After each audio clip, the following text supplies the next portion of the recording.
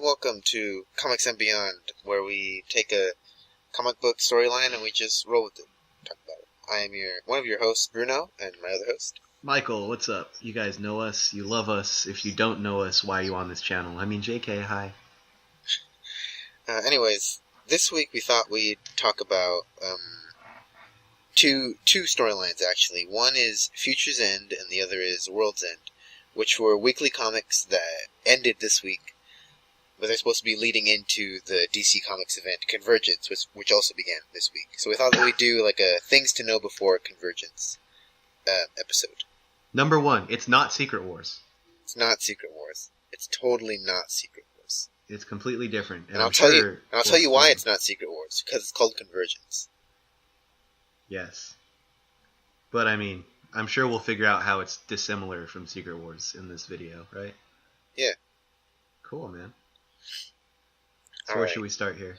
So we're going to start with Future's End, because Future's End started first. Mm-hmm. So Future's End begins with, it's 35 years in the future.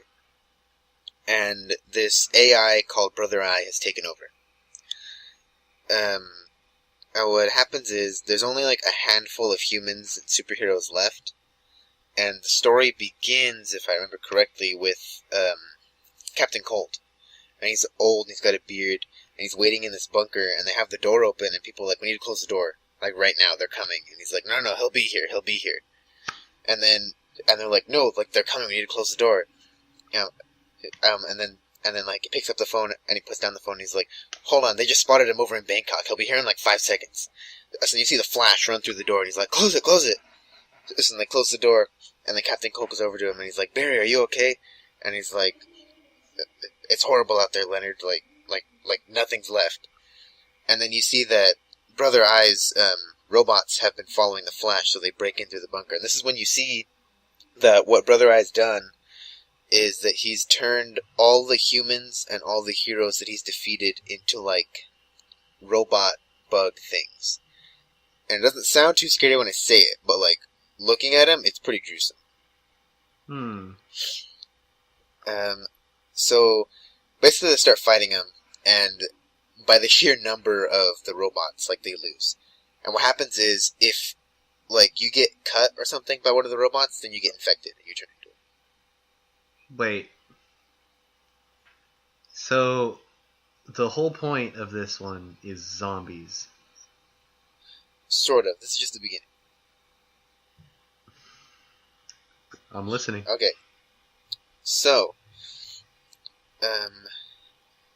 where was it? Okay, so we're right there. And then Zombie beetles. And then after that it cuts to Blue Beetle and, and John Stewart, Green Lantern. And they're going through, and they're saying, like, the only thing that they regret about the mission they're on is that they're just a distraction. And then it shows them, and they, like, fly out into this big area that's just full of the robots, and they start attacking. And then it cuts to a team of a character named Grifter and a character named Amethyst. And I'll go into them more a bit later, because they come into play later. But basically, the two of them are trying to break into Brother Eye's, like, reactor, because Brother Eye is using Firestorm to fuel his, his robots, like his big supercomputers type stuff. Right. As you do. Yeah, as you do. So then it's shown that Superman went missing months ago in the war against Brother Eye, and he went missing because he was defeated by Brother Eye, and he was turned into one of the robots. So basically, Superman robot kills Blue Beetle, and then kills John Stewart Green Lantern, and then they use John Stewart Green Lantern to kill Grifter and Amethyst. Do you want to explain to me exactly how Superman was defeated by anyone? I don't know. It's never explained. It's just you see Superman as a robot, and then John Stewart's like, oh my god, when you went missing, we feared the worst. I guess we were right.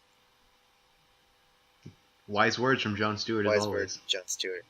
Anyways, after they die, it cuts back to Batman, Bruce Wayne, and Terry McGinnis, Batman Beyond, in the Batcave. Right. And Terry tells Bruce that he regrets that he had to lie to Blue Beetle, John Stewart, Amethyst, and Grifter, and tell them that their plan was to save the world, because in reality all four of them were the distraction. It's really about Bruce, who's made this time bracelet thing, and it allows the wearer to jump through time. And Bruce's plan is to put it on and jump through time and go back 35 years in the past and stop Brother Eye from ever being created.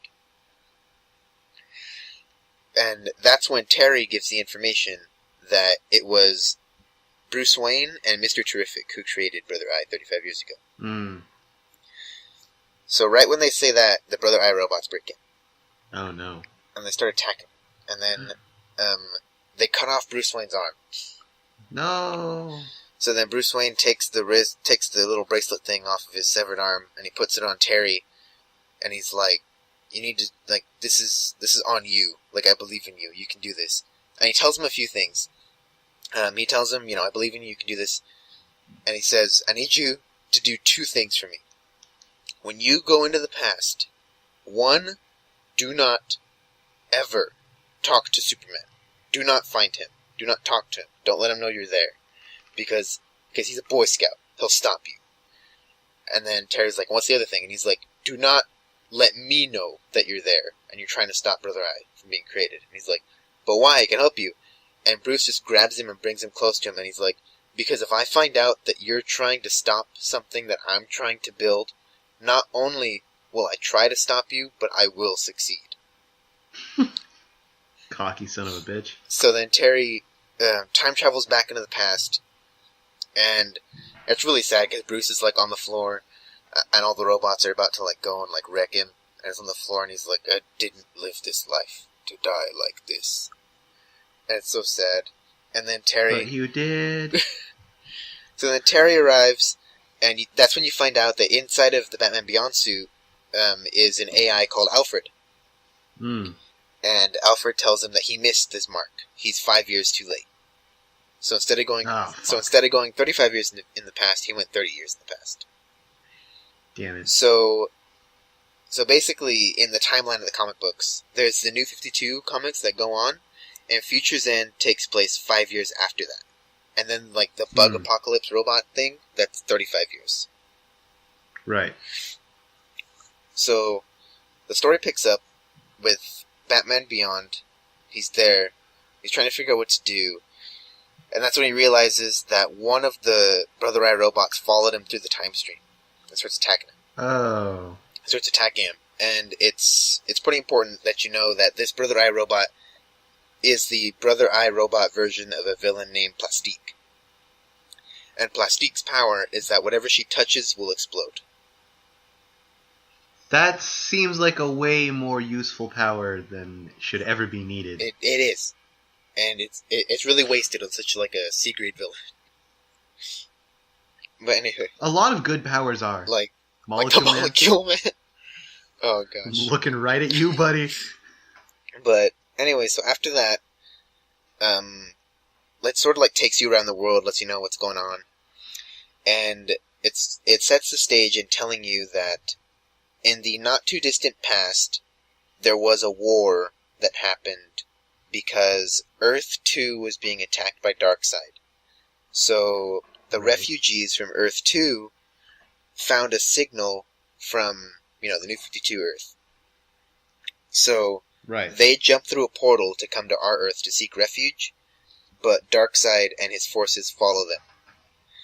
So, like, the heroes from Earth 2 and the heroes from, our Earth have to team up to try to fight Darkseid, but because it's such a big invasion force, it, like, decimates a bunch of the Earth and kills a bunch of people. So basically, Terry going back in time somehow made the future worse and earlier. Good job, Batman. Anyways, so what this basically shows us is that now living on Earth, everybody has, their driver's license, their ID, and then they also have an ID that says what Earth they're from. And it's because people are very,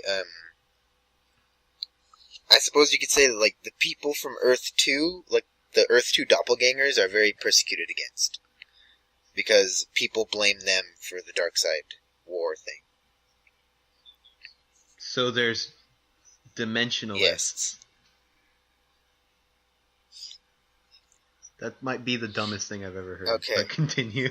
So then you find out that after the war, a bunch of stuff happened with the superheroes. Like, some of them gave up because it was such a bloody war and a bunch of people died. Some heroes died. Like, all the Teen Titans died in the war. All of them. All of them? All of them died in in the war. Bullshit. And then it's presumed that Superman is dead or missing. Oh, so this is the point where it happens. Yeah. Right? Okay. So then it's revealed that there is a Superman, but he's wearing a mask. So nobody really knows if it's the real Superman or if it's a different dude. But he has all the powers of Superman. Surprise! It's Bizarro. But he has all the powers of Superman, and he's charismatic like Superman and all that stuff. Yeah, so he's Superman. Anyways. Right on. Let's see what else happens. Okay, so now we're going to jump to another character. What you're going to find with Future's End is there's like 15 main characters. I'm so happy. That's great. That's right? something There's like I'd love 15 to hear. main characters, like 15 different story arcs. But don't worry, I'm going to skip over the ones that are stupid and literally have nothing to do with the plot. I've never been so happy in my life. So now we're going to jump to Firestorm. And Firestorm at this time is Jason Rush and Jason...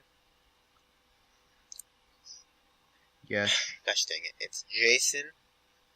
See, now the problem that I'm having is that there's too many freaking storylines in one issue for me to find out one guy's name.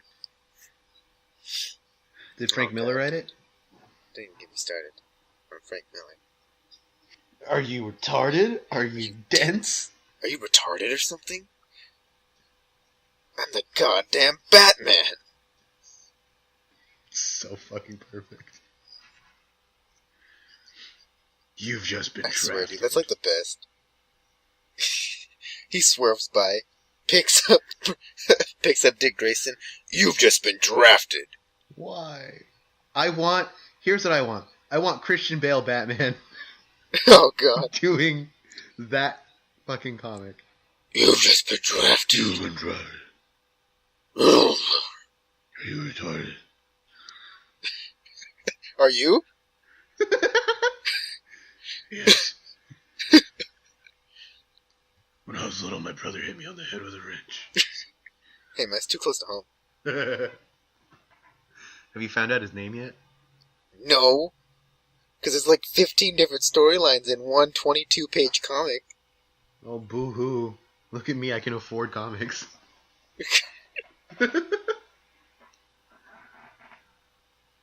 Oh, Jason and Ronnie. Ronnie. Jason and Ronnie. There it is. Jason Rush and Ronnie Raymond. What's his name? Ronnie Raymond. Okay, I'm totally going to edit that in every time you said the other word. Ronnie Raymond. There we go. Use that one. Okay. Okay, anyways. So, let's cut to Firestorm, which is, at this time, Jason Rush and Ronnie Raymond. And Jason Rush is this, like, really smart, nerdy kid. And Ronnie Raymond is this jock. So, you know, they're like two opposite ends of the spectrum. Right. But together they formed to create Firestorm. Much like Voltron. Yes. So Voltron is in this story. Yeah. Can we just call Firestorm Voltron from now on? Yeah. Excellent.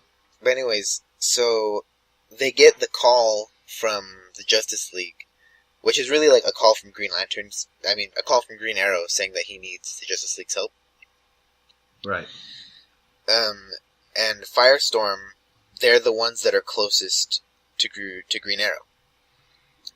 Through sheer convenience. Yeah. But Jason is busy, and he doesn't want to deal with it. And he's like, we got the whole league, let them deal with it. Good heroes, good heroes. And basically Ronnie forces Jason, like eventually they become Firestorm is the point. And they go to help Green Arrow, but they get there too late and Green Arrow dies. Good job, assholes. That's the end of issue 2 or issue 1. And then all that happened in issue 1. Well, Good the God. Free Comic Book Day issue was the one with the future and he goes back in time. And then like issue 1 starts with like Firestorm and stuff. They killed Batman in a Free Comic Book Day comic. How does that feel? Oh god. Fucking 7-issue, like a 7-page one-off, and Batman gets killed. He gets his arm cut off and killed. So, anyways, now we're gonna jump to Lois Lane. You know, hotshot reporter. Lois Lane? Yep. as you can probably tell, this is going to be the most exciting of all the storylines. Yes. So she's investigating the death of the Teen Titans in the war. Because she believes that Tim Drake, Red Robin, is not dead. And of course he's not. She finds out that this guy who works at this bar, the guy's name is Cal, he's really Tim Drake. That really, after the war, he just didn't want to deal with being a superhero anymore. So he made up a fake identity and, went off the grid. And he's now with this girl named Madison, and I'm pretty sure, in the book, it's, either stated or hinted at that he's gonna propose to her soon or something like that. Well, obviously she's gonna die. Just to show that, this is a serious relationship that he has. Of course. So basically, Lois tells Tim that if he wants to gain Madison's, full trust, if he wants to marry her and everything, he has to tell her the truth. So he does, and it backfires, and she doesn't like him anymore. It's the dumbest fucking thing. Who gave him that Lois, advice? What? Why? Dumb. Hotshot reporter. What? When has that ever been? Look, man, you want to get this chick to like you? Fucking tell her you're Batman. I tell her you've been lying to her, tell her about your entire life. Right, just tell her that everything that you've ever said to her is a lie. Just do it. Just go. Imagine how that conversation went. So, when I was little, I used to hang out with Batman. Okay. So my parents died, and Batman came and took me in. So then I became... He made me a rat. So then I became Batman's ward. We did some pretty cool stuff. His ward. That was his Padawan. He was like the Obi-Wan to my Anakin, and by that time she walks out. She leaves. She's already out. Yeah, she's already out the door. She's been slowly backing away since you said you were Batman. Anyways, so then that happens, and then we cut back to Batman Beyond. And Batman Beyond, Batman Beyond. Yeah, he's in this. What he does is he takes by himself, he tries to break into Mr. Terrific's lab. And of course it doesn't work. Of course. So he escapes, and Mr. Terrific follows him, and Batman Beyond is walking around like a homeless dude with a shopping cart, and inside the shopping cart, covered by a blanket, is the robot Plastique that he defeated when he came back. So when Mr. Terrific finds him, he escapes, but he leaves behind the Plastique robot. So then Mr. Terrific takes the robot back to his lab, and that's when you find out that Brother Eye is running his lab. But at this time, Brother Eye is still, semi, under control. Right. So then, it's sort of, I guess it's supposed to hint that Batman Beyond coming back in time and bringing the robot is what shows Brother Eye, I can do this. So then we cut to a character. Good job, Batman. So then we cut to a character named Grifter. And Grifter was, I believe he was an Image comic first. But when the New 52 started, there were some Image comics that were now under DC's domain, and there were some Vertigo comics that were now under DC's domain. So when the New 52 started, they just rolled them all into the DC universe. So Grifter was one of those comics. And Grifter, his power in his regular comics is that he can see your aura. So he can tell if somebody's an alien. He can tell if they're in disguise or if they're invisible. Lucario. Yeah. But now in the New 52, he can tell what Earth you're from. So that's his big thing in this comic. That's a very strange and specific power for this very specific situation. It's he can see what Earth you're from, along with all of his other powers too. Oh, okay. Yeah, it's not now he's in the New 52, so now he can see what Earth you're from. That's it. It'd be pretty funny. But yeah, so now we're at Grifter, and this guy contacts Grifter and tells him that Grifter has the skills that he needs, and that Grifter needs to come with him back to his lab. So Grifter agrees because he's got a bunch of money. And he takes him to this place called Cadmus Island.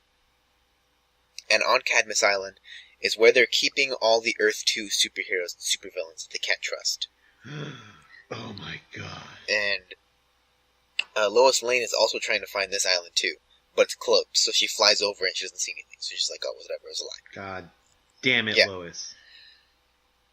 So then, after that, we can cut back to Firestorm. And what happens is that after Green Arrow dies, Jason wants to get out of the Firestorm Matrix, like to stop being Firestorm. But Ronnie doesn't want him to do that because he thinks that Jason's gonna like rat on him and tell him that it was his fault.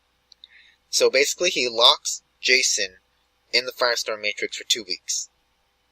Right, that's not gonna have any bad consequences. Yeah. So then they finally like get out and they're pissed at each other and they part ways. So then, what happens is, now we can get back to the Masked Superman. So at this point, there's a character named Rampage who's going on a rampage, as you do, throughout Metropolis. And only Superman can stop Rampage. Superman shows up.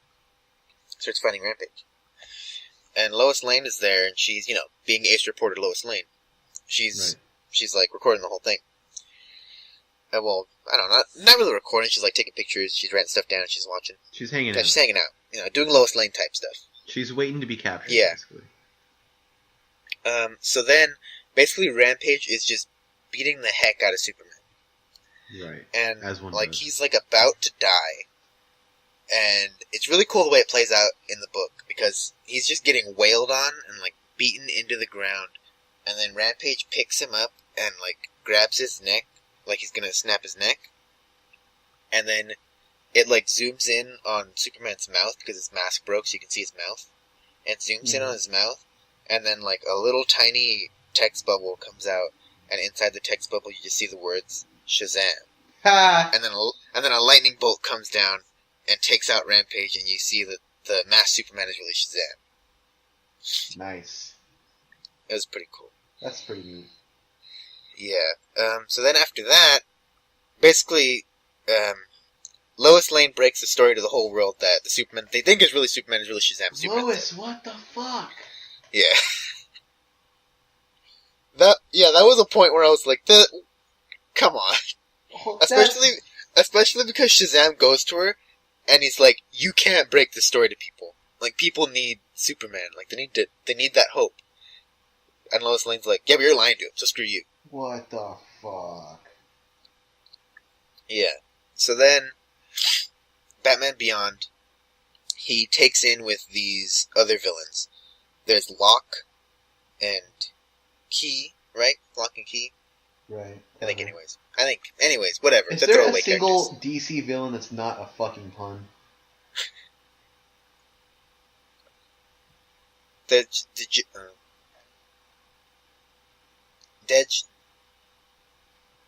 Lex Luthor.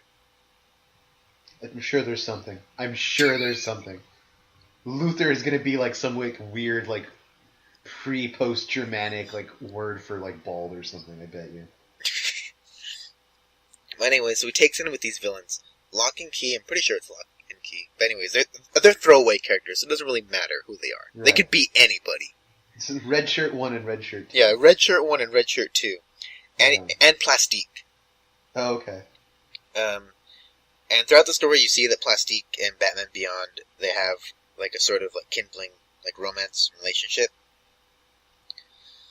But anyways, so with the three of them, he tries to break into Mr. Terrific's lab again, and it doesn't work. So then he and Plastique escape, and Locke and Key are stranded there. And Mr. Terrific asks them who hired them.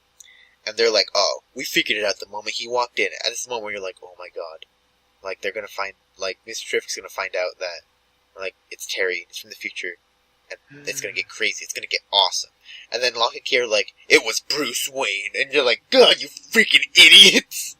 Fucking morons. So then Mr. Terrific's like, my business partner, Bruce Wayne? Oh my god, I have to be suspicious of him now, and then nothing ever comes of it. Of course. Yeah. You know, because there were other pressing storylines. Like one that I'm not even going to talk about a girl who can change reality, but, you know, she never does anything with it. Are you... Great. I love superpowered C-rate villains and heroes. I love it. Yeah. Love it, love it, love it. Anyways, so then, sorry. There's What the fuck was that? there's somebody looking for, oh, it's Lois Lane, right? No. I don't know. Okay, never mind. There's somebody who's investigating Green Arrow's death. And then eventually, a Green Arrow supporting character named John Diggle, who's actually from the Arrow TV show, and he was so popular that they put him into the comics. Right. John Diggle and another character named Kaori, I think. They take this person to an island, and you see there that Green Arrow's really alive. They faked his death. He faked his death because he knows about Brother Eye, and he knows that Brother Eye is evil. So on that island, he's there with his Earth 2 doppelganger, and they're both like creating an army to attack Cadmus Island, because on Cadmus Island, Brother Eye's taken over, and he's basically using the Earth 2 heroes and villains as like his proto bug robot things from the future. Got it. So hold on, I'm just trying to remember if there's anything I need to say before getting in the next thing. How far along are we in the plot? This is about where I jumped on reading. This is issue 20 of 49. No, it's like between 20 and 30 of 49. Okay. So then,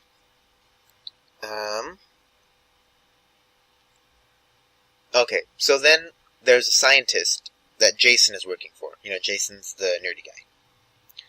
Jason's working for him. You know, he's trying to go on straight and narrow now. And the scientist, his wife was killed in the Earth 2 war because his wife was trapped in a building that was being destroyed. And he found out that the Justice League has teleportation technology. But the Justice League won't give the teleportation technology to the Earth because they fear like it going into the wrong hands.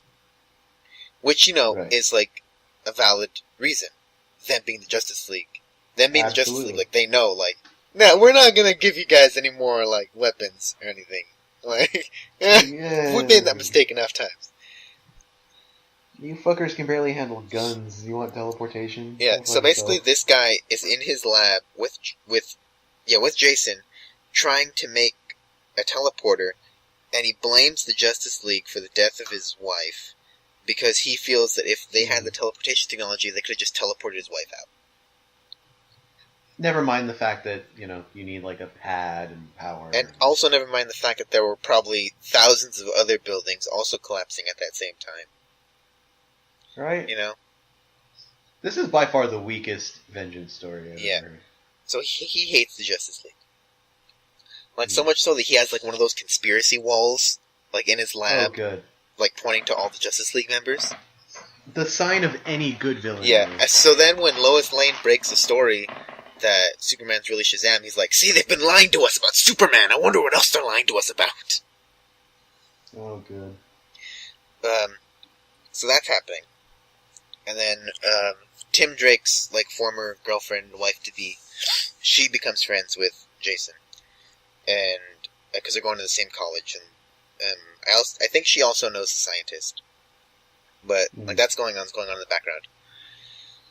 So then, Green Arrow and his team attack Cadmus Island. And, like, it goes well. Like, they succeed. They blow up the island. They seemingly destroy Brother Eye. By this time, Lois Lane is also with them. So then they escape the island, and they're going back to, like, New York or whatever. And then they're like, yeah, we did it! And then you see that stupid Lois Lane brought her freaking cell phone to Cadmus Island, and on her cell phone is Brother Eye. Of course.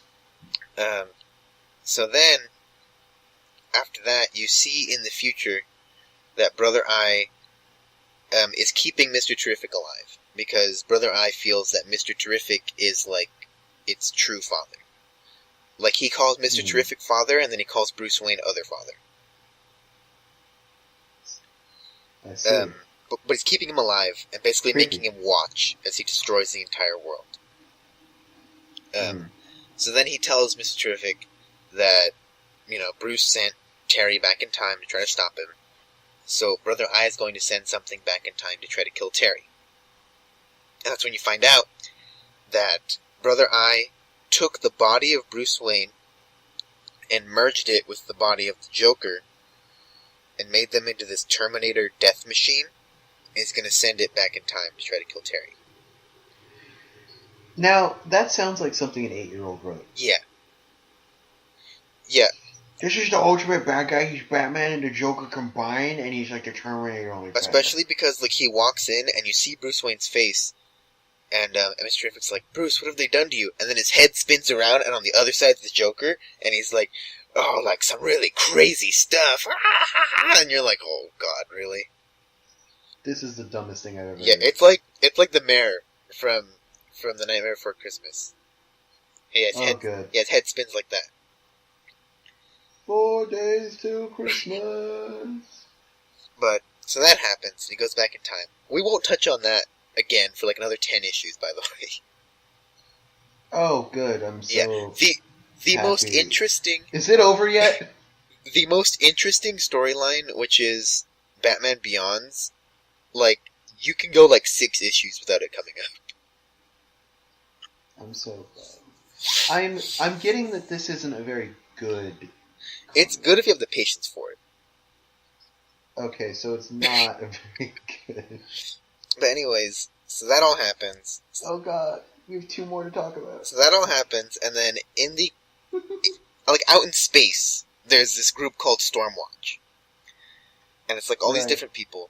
And originally, it was made up of pretty cool people. It was made up of Martian Manhunter, Amethyst, and then like some other multiversal heroes. I don't know their names, but they're pretty cool. But in Future's End, it's made up of Frankenstein, Amethyst, what? Hawkman, and Ray Palmer. Not the Atom. Ray Palmer. Now, Frankenstein Yes. and Hawkman? Yes.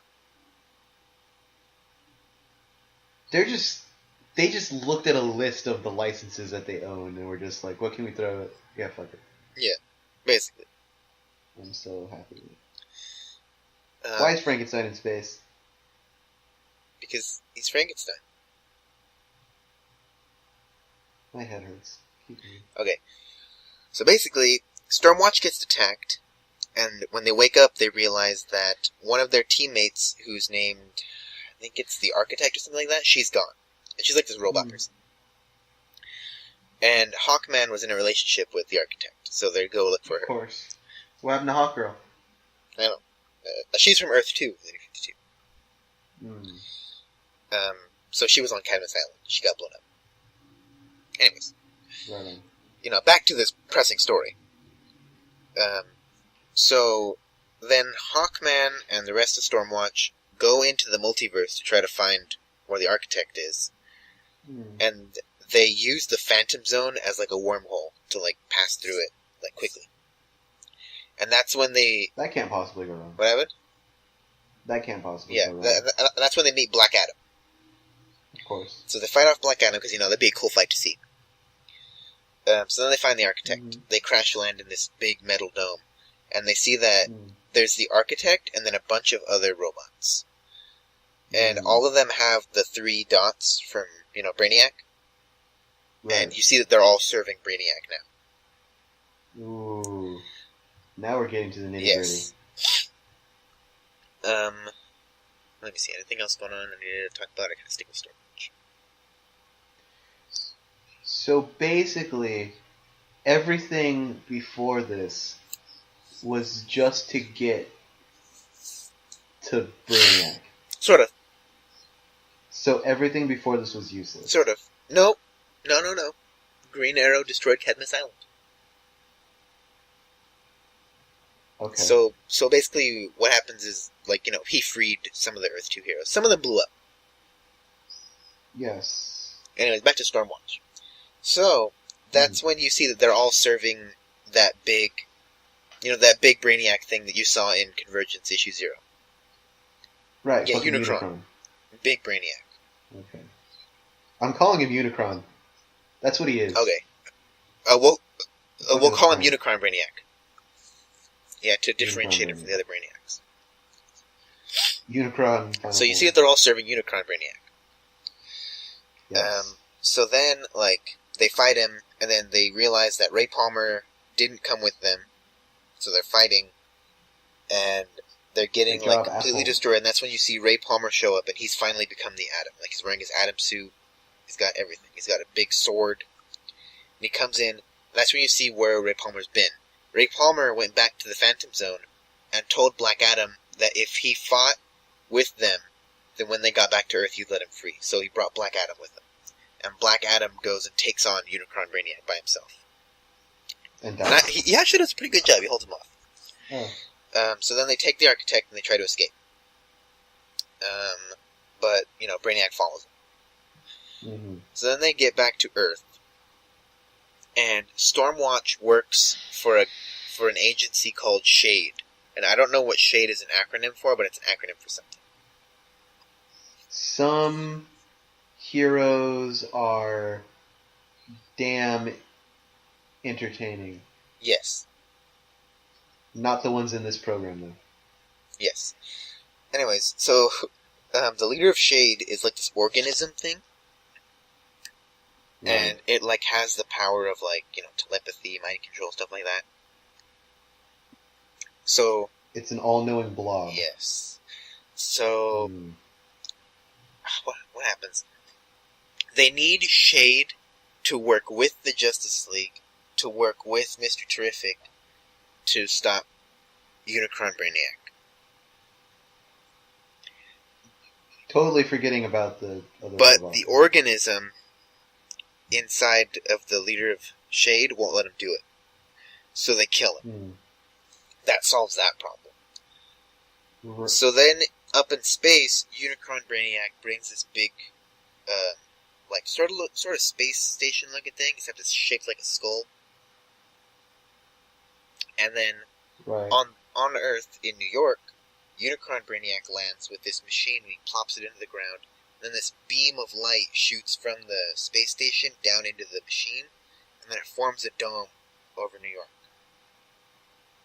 And Right. in New York, Batman Beyond and Plastique are having a battle with Batman Joker robot thing.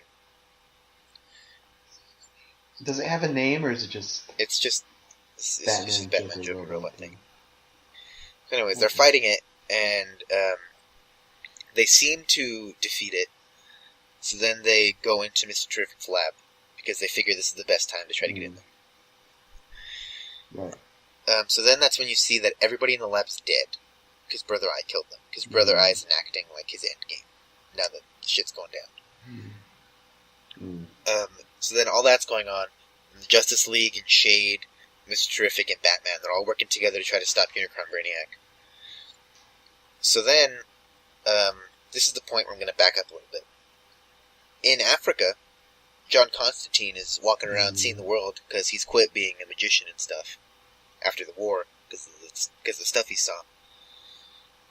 So he's in Africa, and he's like sort of looking for Superman. Because people keep telling him like Superman's dead, and he's like, no, Superman's not dead. I'm gonna find him. So that's when you find out that Superman is alive. And he's in Africa, just helping out this little village. But there's also Right. like, this is another weird thing. There's this robot that's walking around Africa killing people, and it's up to Superman to stop it. Like, that's what brings Superman back to the world. But it's never explained where the Right. robot came from. At least I don't think. Yeah. It's just a robot.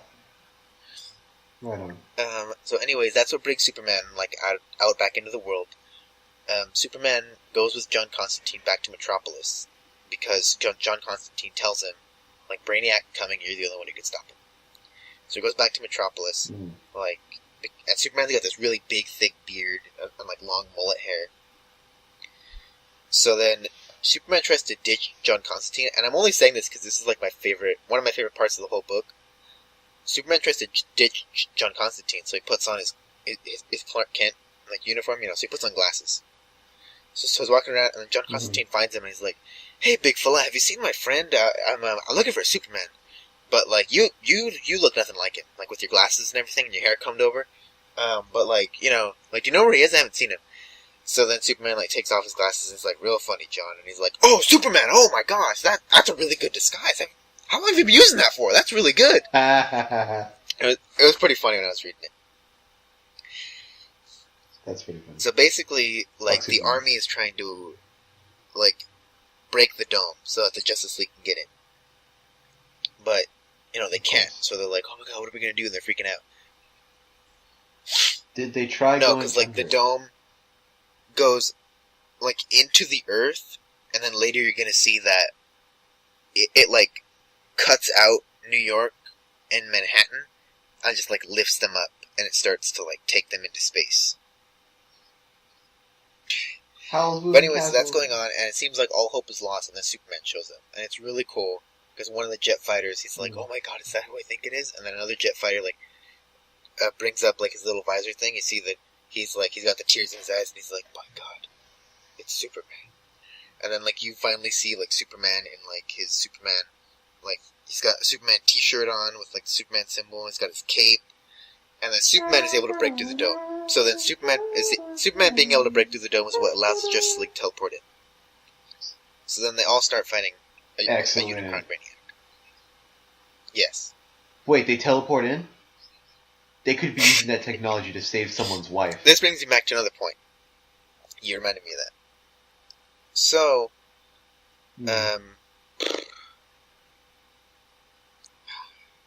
so this stupid scientist dude finds out that Jason used to be part of Firestorm. So he kicks Jason out, and he's like, "You work for the Justice League. That means that the Justice League planted you here so that they could sabotage my work." So he kicks Jason out, and he tries to use the teleportation machine, but then Madison, the girl that Tim Drake was with, tries to go and find Jason. So then he's like, "Oh, like you're Madison." And that's when you find out that Madison's father was like a weapons dealer in the war. So the scientist also blames her. Got it. So the scientist drugs her, puts her in the teleporter, and he's like, "You're gonna be my guinea pig."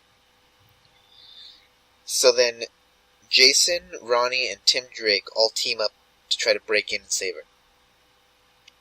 And it's pretty cool because Jason still hates Ronnie, and Ronnie's trying to like win his respect back because he wants to be Firestorm again, because that's what gives Ronnie purpose. Being Firestorm. Yeah, because like he's not smart. Like he only got into college on like a sports scholarship, so it doesn't feel like his life is really amounting to anything. But when he's Firestorm, he feels like that's what he's meant to do, So they all break in, and they try to save Madison. But Jason gets there first, and he jumps into the teleporter thing to try to grab her, but that's when the teleporter thing activates. And it's like starting to teleport them. For some reason, it's taking a long time to teleport them. It's starting to teleport them, and then Ronnie gets in, and he's like, "Jason!" And then Jason's like, "We need to become Firestorm, quickly!" So then they try to like touch each other's hands to become Firestorm. When they do that, the teleporter activates, and it explodes, and it kills Ronnie. And then, like, Tim Drake is left there holding Ronnie's dead body, as you see that Madison and Jason became the new Firestorm. Yes. And the scientist dude died and became Magneto. What? Like, basically that's what happens. Okay. He becomes the villain with magnet powers. He becomes Magneto. Right. Because DC just was like, "Hey, what's a good idea? Marvel's got one." So, that happens. So the whole time, Madison and Jason Firestorm, they're like trying to figure out how to separate because they can't like figure out how to separate. So, what ends up happening is that Superman defeats Unicron Brainiac. Yeah. So he basically stops like Unicron Brainiac from taking that city to Convergence. So then that's when everybody reading is like, "Wait, I thought this was a tie into Convergence. What the hell's going on?" So then you see the real story playing out, which is in Mr. Terrific's lab. Because Brother Eye has taken over all the dead bodies, and basically made them into the first bug robot things. Mm. And Brother Eye is attacking Batman Beyond, Batman, Mr. Terrific, the Atom. He's with Batman and Mr. Terrific now. And Plastique. Mm-hmm. So they're all fighting, and then this is when Batman Joker Robot comes back. So then Batman Beyond starts fighting Batman Joker Robot, and Batman Joker Robot stabs him through the chest, and this is when Batman Beyond dies. No. But it's really cool because he stabs him, and then Batman Beyond, he looks at the Joker, and like he knows that Bruce, like, he's in there. So he's like, Bruce, I'm so sorry. And his head spins around, and Bruce is like, I told you there's no room for failure. So then, like, Terry just looks at him, and he's like, I know. And then he, like, pulls the blade out of his chest, and then activates the rockets on his feet, and he flies out of the building, and he throws Batman Joker Robot off of him, so he kills the Batman Joker Robot. It falls, like, 50 feet to the floor, and it dies. Right. So then he flies back to the building, and Tim Drake catches him. Like, Tim Drake's there to help him up. So then, that's when Batman Beyond Terry is like, Tim, like, I brought you into a mission about the future for one reason. And Tim Drake's like, it's because I don't live to see the future. I know. So then Terry's like, how do you know? And he's like, well, from the way that you were talking about me in the future, like, I figured it's because I don't live to see it. So then Tim Drake's like, well, would you like to be part of it now? And that's when you sort of get the hint that when Terry dies, Tim Drake's going to become the new Batman Beyond. Nice. So, God, it's so sweet because, like, Plastique shows up, and she's really sad because he's dying, and she's like, we need to get him to a hospital, So then Tim Drake, like, as he's dying, his suit, like, comes off of him, because his suit is sort of like a, you know, it's like in the future, so it can, like, go from, like, a wristband, and it can, like, expand over his whole body, you know what I mean? Right. So it's, like, coming off of him and going back into his wristband. Mm-hmm. And as that's happening, he grabs Plastique, and he just goes, no, like, I want to stay right here. And then Plastique's like, why? And then he goes, because, like, after everything that I've been through, like, the apocalypse and hell that I've seen, like, all the things that you and I have been through, like, I just want you to be the last thing that I see. And he dies. Dang. So then, the next issue picks up with Tim Drake putting on the Batman Beyond wristband, and he becomes the new Batman Beyond. And he goes and he saves Batman. And Batman can tell it's Tim Drake because, you know, he's Batman. And he's like, Tim, I never thought I'd see you again. And then Tim says something snarky like, you know, I really don't have time for your crap right now, Bruce. Like, I just saved your life. Be grateful. So then they go up to the roof of the building where they can hold out for a little bit, you know, until the robots eventually get to him. So then Bruce is there, and he's like, yeah, so we're going to charge up your little time machine thing using Firestorm, because Firestorm's there. So, like, we're going to charge it up, and then I'm going to go back in time, and I'm going to go save the world. And then Tim's like, no, you're not. Like, that wasn't the plan, Bruce. You're not going back in time. And he's like, yeah, I am. I'm going back in time. I'm going to save the world. So then Tim's like, well, like, Terry told me that it was calibrated to his weight. So, and I'm the closest to his build, so I'm the only one who can go back in time. So then Bruce is like, oh, fine. So then they charge up the thing, and he starts to go back in time. And then Bruce Wayne, he looks at him and he's like, oh, come on, Terry, there's no time to wait. And then he thinks about it, and he goes, wait. And then I think it's supposed to, like, flash back to an earlier part in the story where Tim Drake makes a fat joke at Bruce Wayne. Uh-huh. So then he's like, wait. I looks at him and he's like, oh, you son of a bitch. And then he time travels. So then he teleports onto the Brother Eye satellite, which is, like, the first original thing that was made for Brother Eye. Uh-huh. And you find out that the Earth 2 refugees showed up to New 52 Earth because Brother Eye saw them through his, like, dimensional, like, goggle thingies. Mm-hmm. And, like, seeing that Mr. Terrific is from Earth 2, like, he sees Mr. Terrific on one of the refugee ships. So he's like, oh, that's my father. So I need to save him. So Brother Eye sends out the beacon for the Earth 2 refugees to come to New 52 Earth. So basically what Tim Drake does is he shows Brother Eye what doing that will do. He shows him, like, the war and all the people who will die and stuff. So then Brother Eye sees himself as a threat to humanity, so he blows up his own satellite. Nice. So then Tim Drake goes back to the future, like the 35 years in the future, not like 5 years in the future. Right. And he sees that everything is lush and green, and he's in this memorial to all the Justice League heroes, and then he sees that Madison is there. So he takes off his mask, and he goes and hugs her, and he's like, "Oh, I never thought I'd see you again." And then you see Madison open her eyes, and you see Brother Eye's symbol in her eyes, and she's like, "I have been waiting for you." And then you see that everything around him is just a virtual, like, it's all a lie, it's all a sham. He's really in Mr. Terrific's room with him, and he looks out of the window, and he sees that everything is even worse than it was. Oh, good. Yes, this is the final issue that I really hate. So then, all this is happening, and Brother Eye's saying about how you can't change the future, you can't change, I'm always going to win.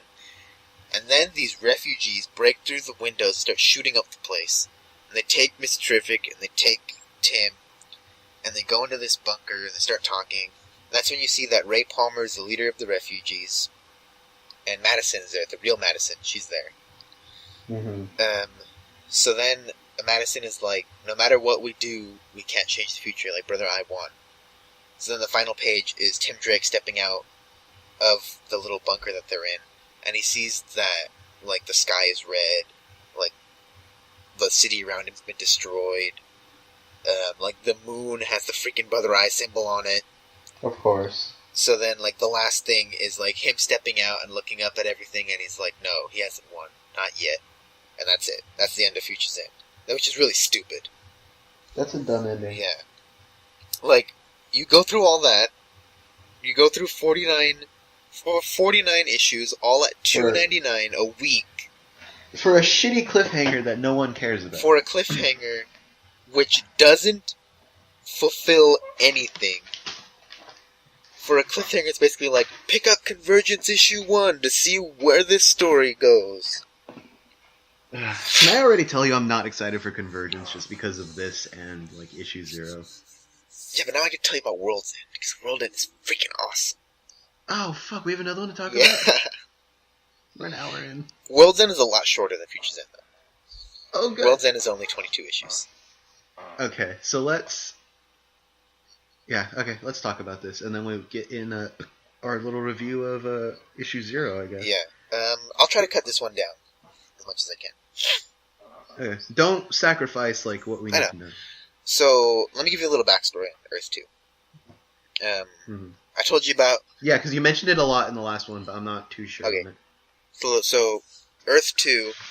What happens on Earth 2 is that... Stays on originally, Earth 2. Yeah.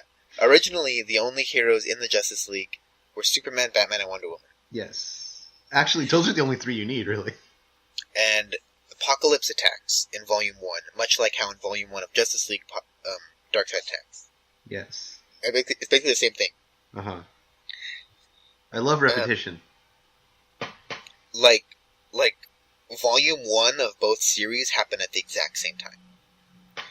So Darkseid is attacking New 52 Earth, yes. and Darkseid's lieutenants are attacking Earth 2. Okay. So basically, Batman, Superman, and Wonder Woman give their lives to stop the attack. And them doing that is what brings the other heroes out of hiding. You know, it's what inspires them to become heroes. And that's basically Earth 2. That's what happens. Oh, they literally died? Yeah, they died. Like Bullshit, Batman can't die. Wonder Woman was stabbed through the chest. Right. And then Batman... No, and then Superman... Okay, it's not said if he died or if he lived. He was just taken by, like, the Apocalypse people, much like how Superman was taken in Volume 1. Except they succeeded and they kept him. Got it. And Batman, in order to stop, like, the boom tubes from bringing parademons into Earth, he had to strap a bomb to his chest and, like, basically explode, like, the machine that was creating the boom tubes. That's what happened. Got it. And also, Supergirl and Robin, who in Earth 2 timeline is Bruce Wayne's daughter, both of them get sent to the New 52 universe at the end of that story. And they become Huntress and Power Girl. Right on. So Huntress, I'm guessing, is Bruce Wayne's daughter? Well, she's Robin from Earth 2. Right. And Robin from Earth 2 is Bruce Wayne's daughter. Right, I was just guessing who Huntress and... Yeah. Yeah. So basically, World's End picks up with a little backstory from the Green Lantern. And let me explain the Green Lantern to you, because Green Lantern's freaking awesome. Like, Green Lantern Earth 2 is my favorite Green Lantern. I can't say I've ever heard of this Green Lantern fellow. Yeah, he's pretty cool. He's on the DL. Oh, okay. Yeah. See, I mean, he's not a mainstream hero like Plastic Man. Yeah. Yeah, like, you know how Plastic Man's got that movie coming up in 2018? Yeah, man. Yeah. I can't Yeah, I wait. hear that Green Lantern's gonna make a cameo. Chris Evans and Ryan Reynolds are playing him, like, at the same time. But anyways, so Green Lantern gives the backstory of the Flash getting his powers, which basically in Earth 2, the Greek god, what's his name? The really fast Greek god, the one who, like, you know, he's got the feathers on his feet. Hermes. Yeah, Hermes. He crashes next to Jay Garrick, and he's like, Jay Garrick, like, I'm gonna give you my powers because I'm about to die. So Jay Garrick becomes the Flash. Right. And then it catches up with Alan Scott. And Alan Scott, he's about to get married to his boyfriend. I can't remember his name. But basically they're on a train and the train crashes and they die. No. And it's really sad because, like, it's not the sort of gay couple where it's like every issue it's like, hey, he's gay. Remember he's gay? Yeah. By the way, he's gay. Do you remember he's gay? Is he gay, though? He's gay. No. But like, you know, it portrays him like a regular couple, like normal people. Right. Which is really cool because he dies and it's revealed that on the train ride, Alan was going to propose to him. No. So he's got the ring in his back pocket. Oh. So then, the Green comes to him, and now I have to explain The Green. this horrible thing to you. So you know Swamp Thing, right? Yes. So Swamp Thing is the avatar of the Green. And the Green is basically like the embodiment of nature. I see. Of, like, you know, plants and stuff. Yes. But there's also the red, the gray, and the blue. The red is the embodiment of, like, animals. Yes. So somebody who's the avatar of the red, they can be like in their mind, they can be like, I need the strength of, like, an ox, and then they'll have the strength of an ox. Or, like, they can be like, I need the wings of, like, of an eagle, and then they'll gain the wings of an eagle, you know. And then Nice. the avatar of the blue, you can say, is like a Aquaman sort of character. Like, Not how much I love Aquaman. Like, they control the ocean, and they control, like, all the animals and everything. Oh, they can talk to fish? Anyways, then the avatar of the gray controls, like, you know, the undead. Nice. Which, That's a pretty big leap in power. which, in Earth 2, the avatar of the gray is Solomon Grundy. Ah, died on a Monday. Yep. And Solomon Grundy and the Green Lantern, who Alan Scott becomes, Our BFFs? they're arch enemies. Oh. Because, like, the Green comes to him and empowers his engagement ring with the power of the Green, and he becomes the Green Lantern. Wait, so the Green Lantern has nothing to do with the Green Lantern Corps, or... Yeah, in Earth 2, the Green Lantern Corps does not exist. What the fuck? But it's pretty cool. I actually like this. I actually like this a bit more. So do you mean to tell me that the New 52's explanation of Green Lantern is fucking Captain Planet? Well, for Earth 2. I don't like Earth 2. Dude, Earth 2 is pretty cool. I'm about to learn you some things. I don't want to learn these things. Fucking Captain Planet. It's bullshit. Dude, you're about to learn why I love this Green Lantern so much. Captain Planet, he's Anyways, a hero. So, World's End picks up with Huntress and Power Girl return to Earth 2. Just in time to see Apocalypse come back and try to destroy it again. Hooray! So that's the whole point of World's End. Is that you know that in the end, Earth 2 is going to be destroyed because you're reading Future's End. Right. So it picks up, and it's a This is basically Halo Reach. It's immediately after like the previous issue of the Earth 2 series, and in that series, there was a new Superman who came, which is the Earth 2 version of Zod.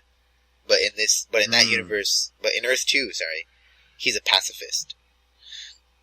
So he doesn't want to fight, but if he has to, he will. And that's sort of his story arc, is that he learns that sometimes he has to fight. And then Lois Lane, she died. She became the Red Tornado in Earth 2. So... Can't she just die? Anyways, so all of them together form the Justice Society. The Justice Society. Yes. Non-copyright inducing. So then, after the original war with Apocalypse, there are like these giant holes that appear in the world, much like the holes in Siberia. I'm so happy to hear about that. And basically, when Apocalypse attacks again, they erupt fire. And these people called the Furies come out. And the Furies are like the four horsemen of the apocalypse. One of them is for war, one's for famine, one's for death, you know. Lovely. So they try and defeat them, but they can't. I think Hawkgirl and the Flash and Dr. Fate take out one of them. Not they bad. kill Pestilence. Nice. Yes. Fuck Pestilence. So then, after that, the Justice Society, like minus Alan Scott, go into one of the holes to try to figure out what's going on underneath there. And then, basically what's going on down there is tectonic plates. one of Darkseid's lieutenants, named Desaad, he is making Superman clones, because instead of parademons, he wants to make an army of Superman. Much smarter, really. Yeah. So then, that's when you find out that down there is where he's keeping Superman. Superman's alive. And on Earth? Damn. So then, he captures Huntress. Desaad does. Desaad captures Huntress. And makes her into the new Fury of Pestilence. So then, she goes and joins the other Furies. And the Justice Society's down there trying to save Superman and also turn off like the cloning area and turn off the giant fire pits. And eventually they do, you know, because they punched their way out. Of course. Yeah, you know, as you do. As you do.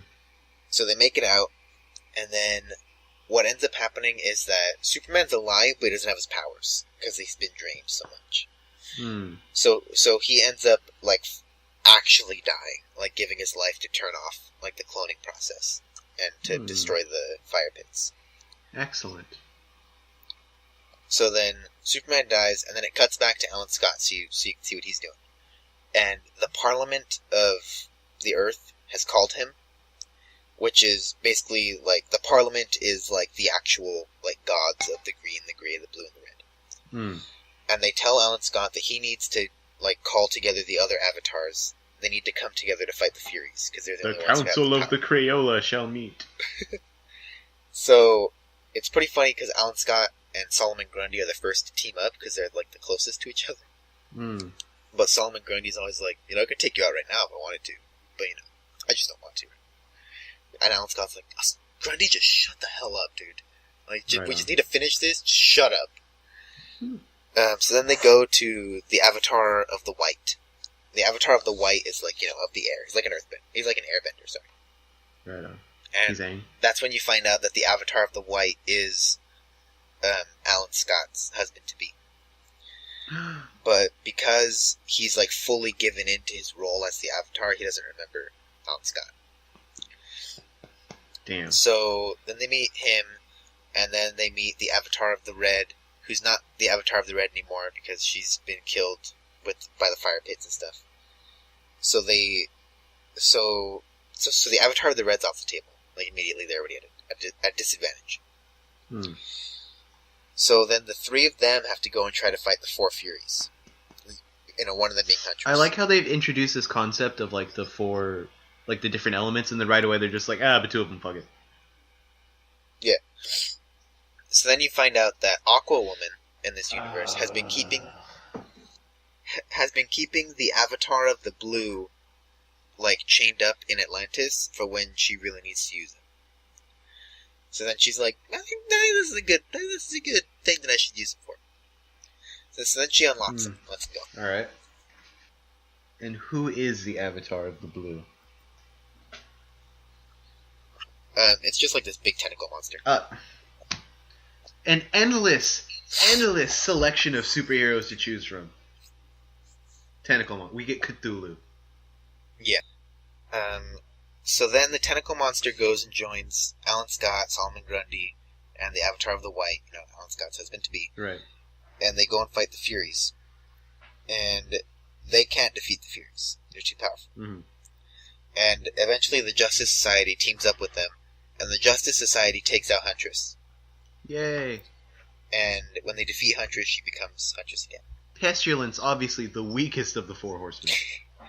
And it's really cool how they defeat the rest of the Furies. Because they find out that the rest of the Furies are like the survivors of destroyed Earths. Ooh. Or like destroyed planets, I should say. Right. So, what is it? Like one of them, I think the Flash finds out that one of them has like a certain vibrational frequency of their cells, so he vibrates the person at like the right frequency to kill him. Jesus. And then the other one, it's something with the Avatar of the Blue. I think the Avatar of the Blue just like constricts it, like explodes it. Mm. But it's really cool what Val-Zod, Superman, does. What? He goes and grabs the Fury of War, and he's like, "You're Tamaranian." And Tamarans, like from the planet of Tamaran, like you live very close to your sun, so that means that you build up a lot of solar energy inside you.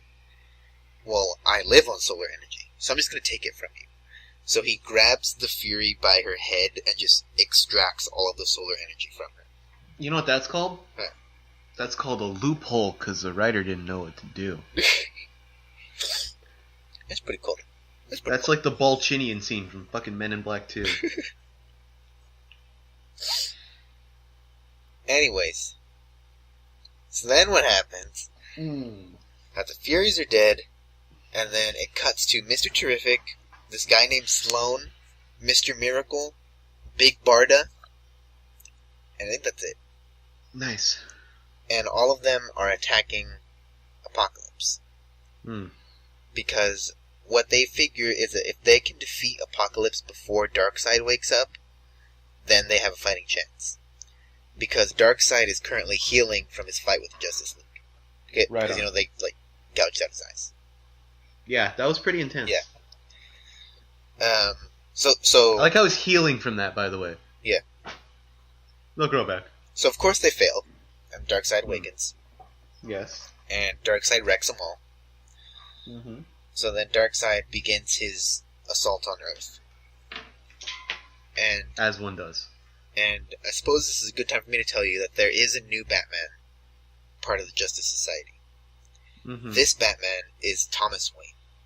And when he realizes that Bruce Wayne was Batman, and that he died to save the world, he becomes the new Batman. Nice. It's really cool because he's old, so he's not as strong. So he takes venom that Bane takes to make himself strong. And he uses guns. Okay. So that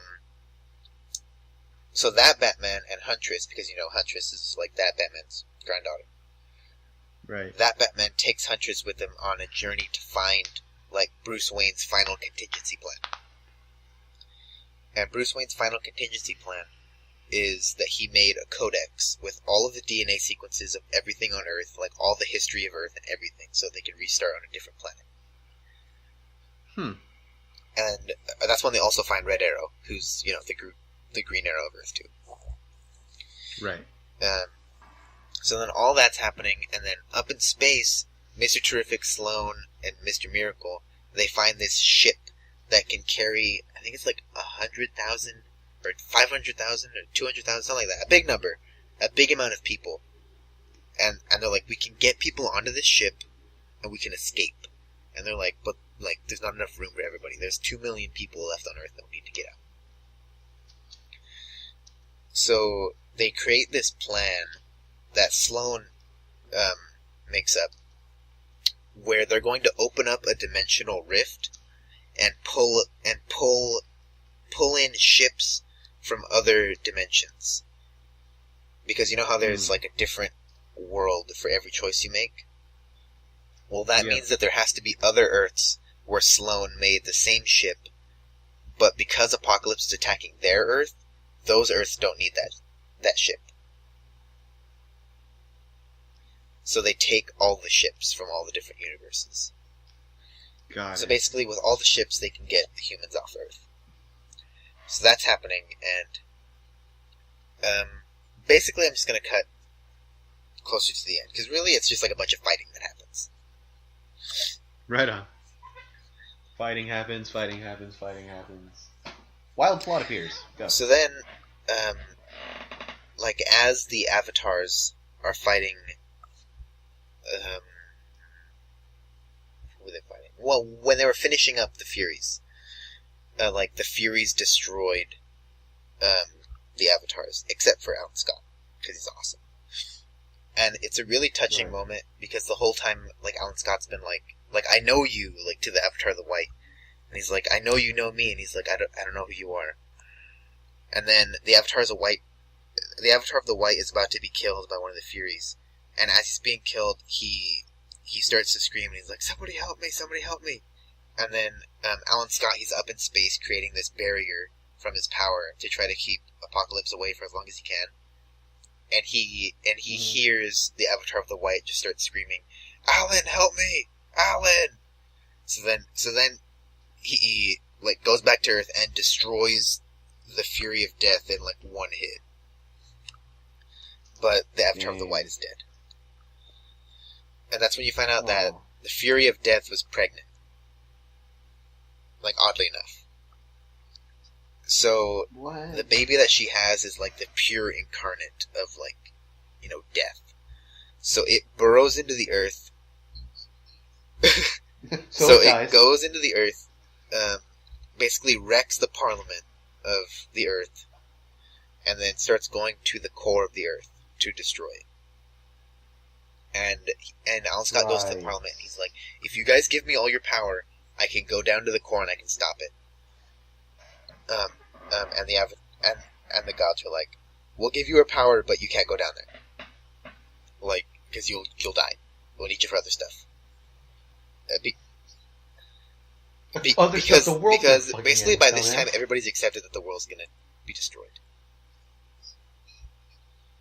So yeah, we need you for other stuff after the world ends. You're the spirits of the earth. So like they give him their power, and and they basically tell him, like, use this power to buy the humans enough time to get off Earth.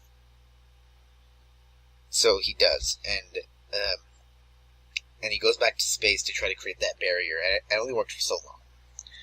But anyways, he's up there, like, fighting. More fighting happens. And then, I'm just trying to remember that I'm not cutting out anything. I don't think so. So let's get to the end. So Darkseid comes onto Earth, just basically because he wants to. Because Darkseid is, like, crazy, and he wants to see the humans die. Because plot point. Yeah. So he's down there, and the Justice Society form one last time to try to fight Darkseid. And they all get their asses handed to them. Of course. And by this time, the Earth 2 version of Dick Grayson has met Batman, and they're working together, sort of like a Batman and Robin, or more like Batman Nightwing a duo, except Dick Grayson hasn't become anybody yet. But it's a pretty cool thing to see. Nice. So they all get their asses handed to them. And then, basically, like, the issue before the final issue ends with Alan Scott, Green Lantern, being like, okay, I can't keep this barrier up, so I'm going to go down and try to help the Justice Society fight Darkseid. So he goes down, and you see that Darkseid has laid waste to the entire Justice Society, and he's waiting for Green Lantern. And he's like, it's just me and you now. So then they start fighting, and then you see that Green Lantern, or Alan Scott, realizes that there's a dimensional portal in space, you know, where all the ships are coming from. He just realizes. Well, because he senses the power of the green from those dimensions. And the power of the green from those dimensions sees that there's an avatar of the green in need. So he basically calls upon the power of the Avatar of the Green from 52 different universes and destroys Darkseid. Like, beats the crap out of him. Wow. Like, it is awesome. Like, what is it? What's the speech he gives him? The speech he gives him is, it's not exactly like this, but it's something like, you know what it feels like to be a god. Like, you know what it feels like to step on those that are smaller than you. Like, you know what it feels like to strike fear into the hearts of an entire planet. Like, now know what it feels like to bleed. And he punches him, like, across the earth. Dang.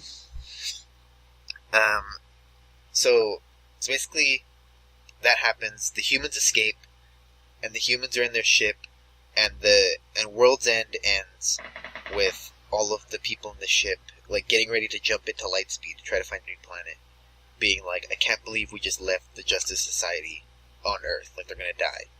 And they're like, well, they're heroes, like, we'll memorialize them for all eternity, like, they saved us. And that's how World's End ends.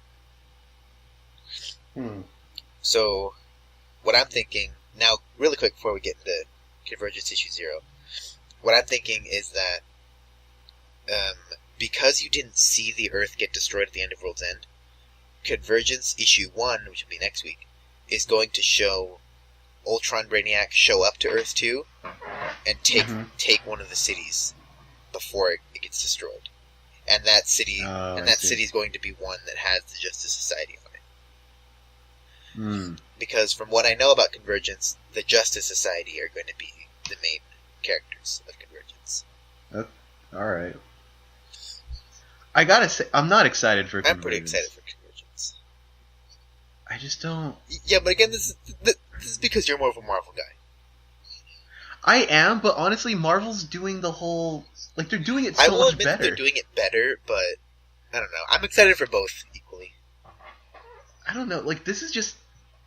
Like, this is lazy. It just... A lot of it sounds so lazy. It's just because I need to read Jonathan on Hickman myself, is so freaking awesome. He's been planning Secret Wars for like 15 years. But, like, these specific storylines, they didn't sound very... I don't think I would have enjoyed them if I read them. World's End was pretty cool. You would have... I'll read through it. That one didn't sound so weird, but like... Yeah, Future's End, just because of the way Future's End ended, I can't recommend it to anybody.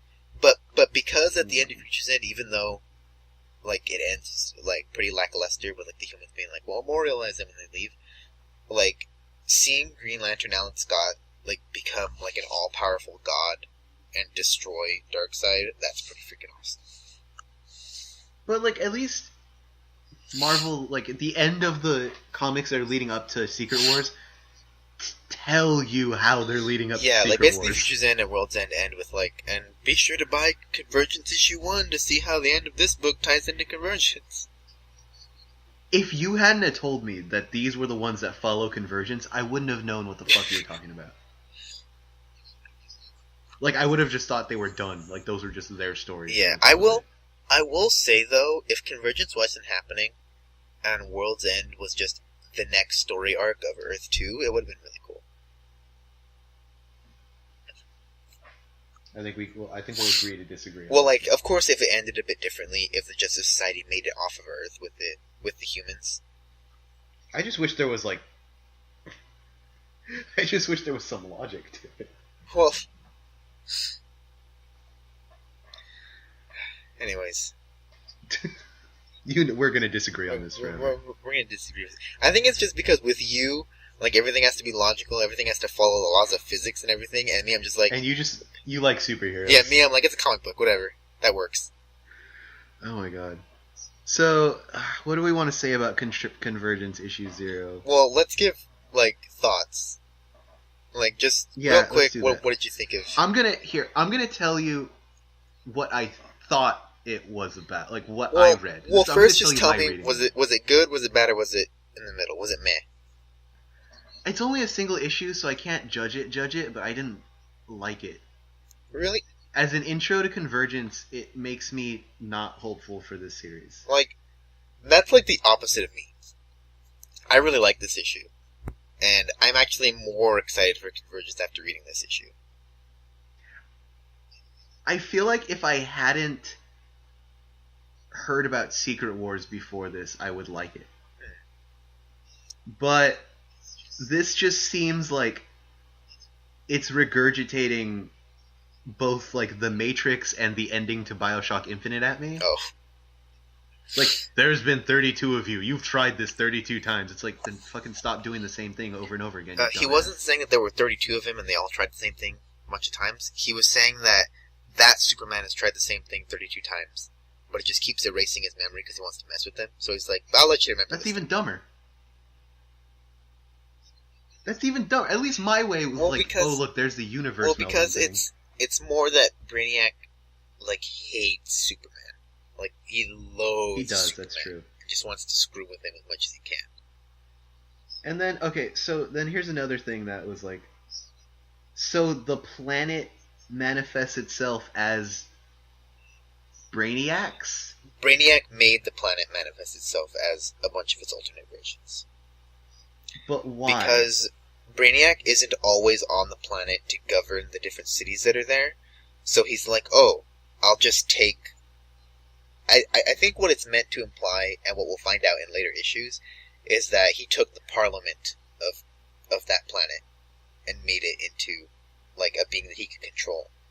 And he was like, okay, you're going to govern the different cities. And the reason he turns into different Brainiacs is because, like, say he goes to, like, Crisis on Infinite Earths, or, like, planet, city. So he turns into the Brainiac from Crisis on Infinite Earths era. And then say he goes to Pre-New 52. Then he turns into Pre-New 52 Brainiac. And then he goes to, like, New 52, so he turns into New 52 Brainiac. They could have chosen a cooler Brainiac to start with. Yeah, they started with, like, weird 60s Brainiac with, like, the tights on. I don't... Like, I get maybe it's, like, supposed to be a fun little reference, Yeah, but... they could have started with the one from the animated series, you know what I'm talking about?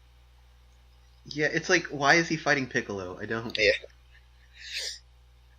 The one from the animated series, I think that one has always been my favorite Brainiac. Here's what bothered me about Convergence. Huh. Superman is so fucking clueless. Yeah, he really doesn't act like Superman, and that's like one of my gripes about it too. Like, he's a dumb... And by the way, the only hint that I got that these were different things from different metropolises was the fact that there's a Statue of Liberty with a Nazi symbol on it. Yeah. That's the only thing that, like, made me... Like, that for some reason, just Nazi symbols on things that shouldn't have Nazi symbols is, like, the go-to for another universe. Yeah. And also, I love how Nazi New York is, like, super high-tech. Yeah. Nazi New York is better than New York. It's better than regular New York. It's like that the 5-inch panel that we get for that. Yeah, he's so clueless. He's like, I don't understand what's happening. This is a different thing from a different universe, but it's still Metropolis. I don't understand. This is from a different universe. I don't understand. I'm gonna punch you. This is from a different universe. Get out. Like, that's literally what happens. But yeah, like, did you, I have to ask this real quick. Did you get, like, you probably didn't, but, like, the beginning where he's like, the last thing that happened to me, I was affected with the Doomsday virus.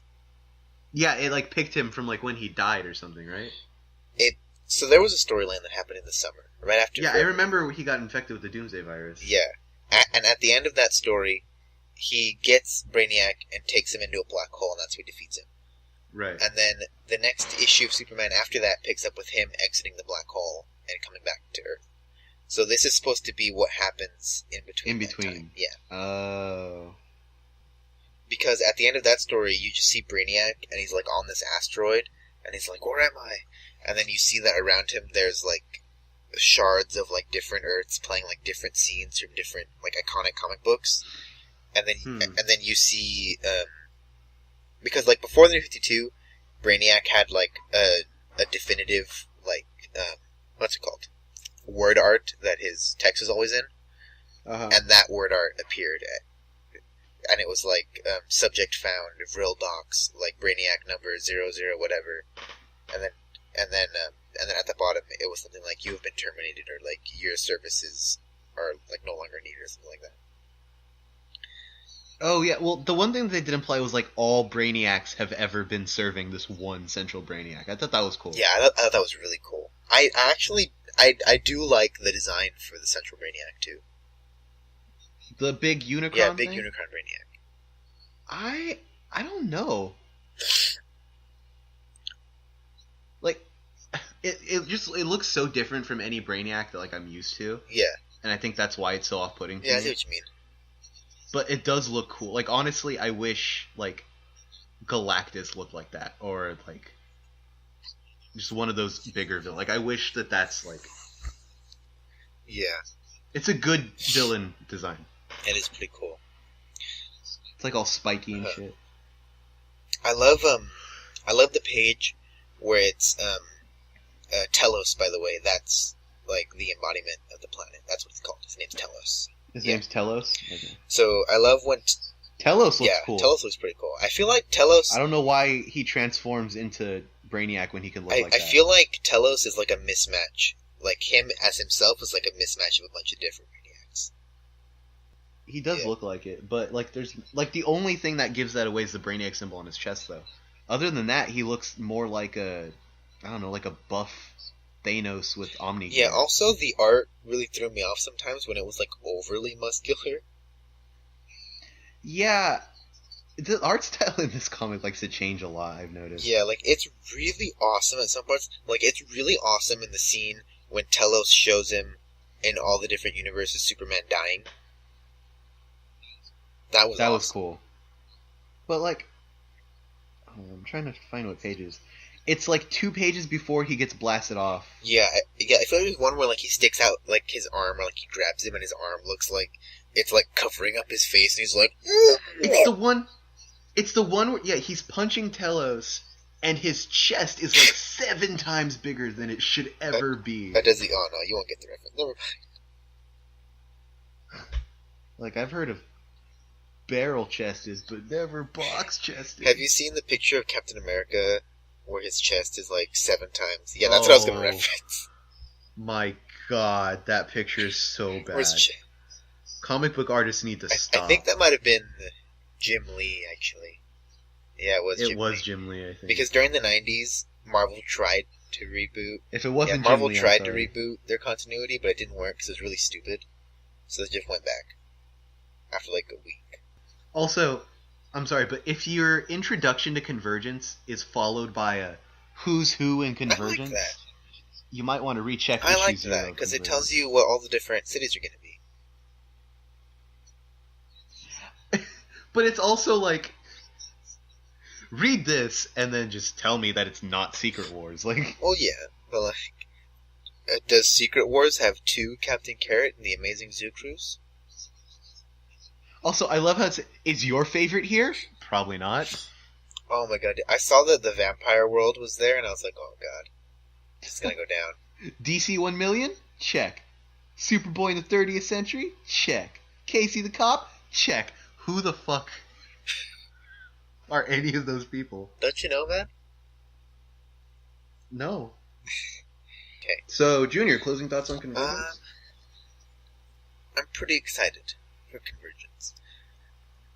Like, I can understand why you're not, but I guess because, like, I've actually read, like, the stories, and I know what's going on, and I really like the Earth 2 Justice Society, and, like, I'm really excited to see, like, pre-New 52 Earth, and I'm excited to see a bunch of these other Earths come into play.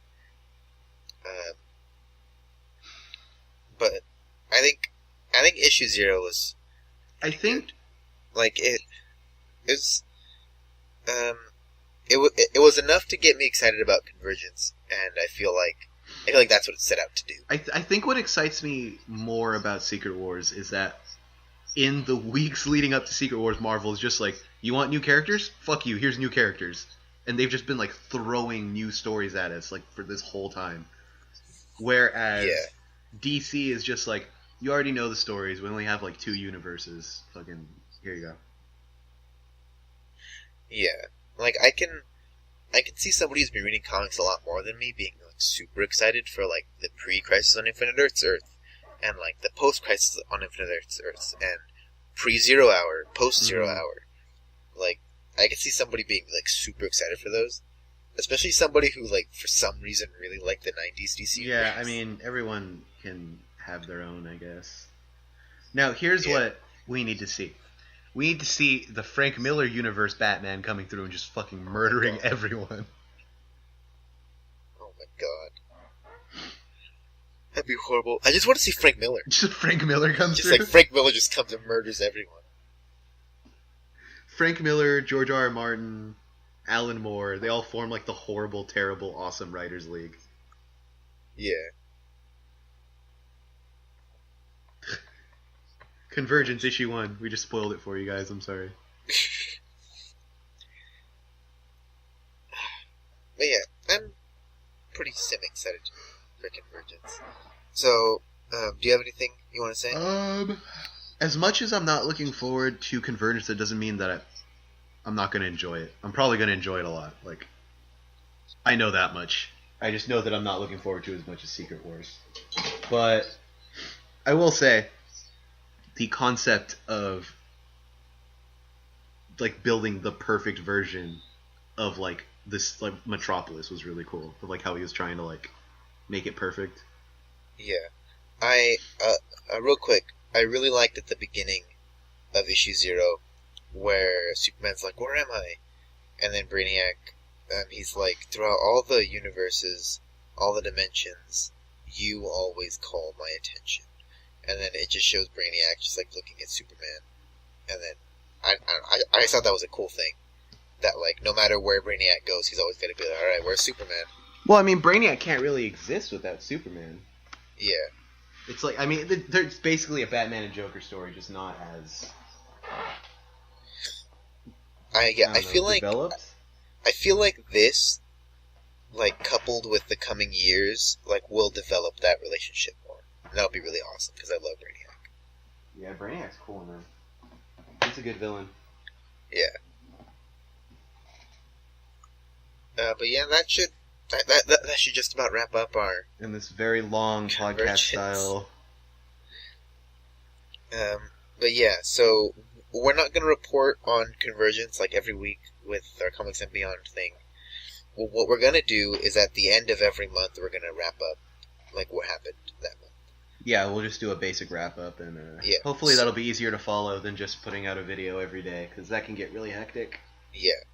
So this month, because it's only Convergence, at the end of the month, we'll do a video about like Convergence issue 1 to 4 or 5, I think. And Yeah, then at the end, I guess whatever tie-ins that we read that we want to talk about. And then we'll just continue with whatever we can post between now and then too. Yeah, and then the month after that, Secret Wars will start. So at the end of that month, we'll do a video on both Convergence and Secret Wars, the core books that came out after that. See how they stacked up against each other. Secret Wars is going to be a little better. Yeah. I'm just glad we can both acknowledge it. Like, Old Man Logan, that's all you need. That's the only reason. Like, if Old Man Logan wasn't in Secret Wars, I think I'd be equally excited. Yeah.